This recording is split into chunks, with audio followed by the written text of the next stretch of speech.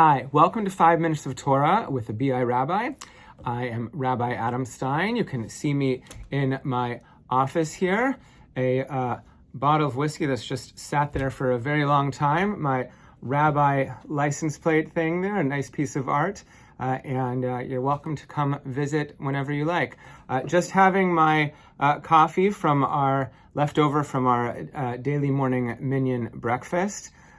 Always welcome to join us there. I want to take you through a fascinating piece of commentary and midrashic explanation. Midrash, is the rabbis sort of explaining things and extrapolating things in the Torah, sometimes filling in the gaps. In this case, in the very beginning of our Torah portion, Parashat Bechukotai, it says that Im bechukotai telechu.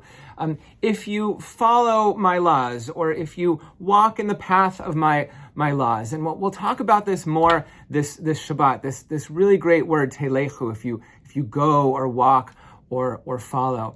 And Rashi, our most famous commentator from the 1100s, most famous commentator on the Torah and the rest of the Tanakh, the Bible, and the Talmud, he says, Rashi says that we look at this phrase, and we know what it means because the continuation of the sentence says that we're supposed to observe the commandments. So why do we have to have this thing about following or walking in the commandments? And Rashi says it means we're supposed to labor in Torah and study the Torah, and it's going to lead to study of the mitzvot. This reminds me of the Talmudic argument, which is better, study or action? And I think they sort of do a cop-out because they say, well, it's study because it leads to action.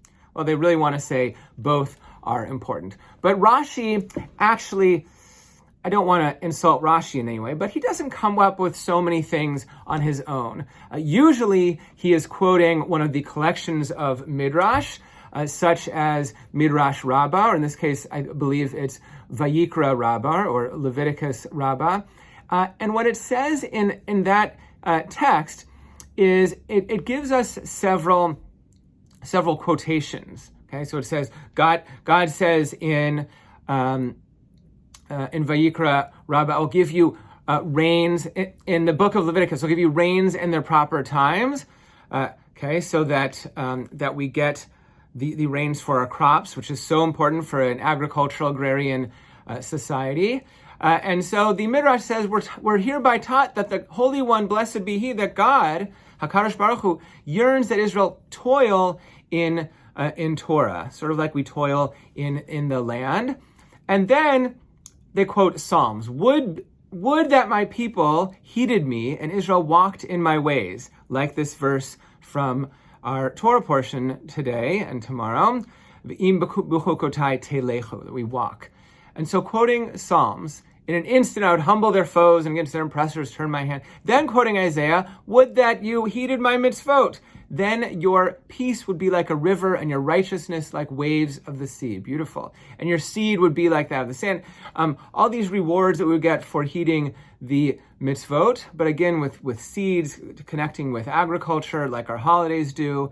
And then Devarim, the book of Deuteronomy, and who would grant that their heart would be in them to fear me and keep all my mitzvot. So all three of these quotes, God saying, if only the people would keep my mitzvot, follow the commandments, walk in the path of Jewish practice and Jewish law. And what the rabbis are doing is they're connecting to different parts of the Tanakh to say that God desires that we both engage and study the Torah and the rest of the Tanakh, and that it lead to us performing the mitzvot and engaging in Jewish practice. But it's so powerful that they use a quote from the Torah, a quote from Nevi'im, the prophet section of the Bible of the Tanakh, and a quote from Psalms, which is in Ketuvim, the third section of the Tanakh.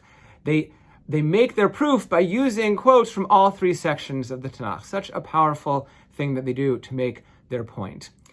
So I hope that this Shabbat, we all think about walking in the path of the mitzvot and the Torah.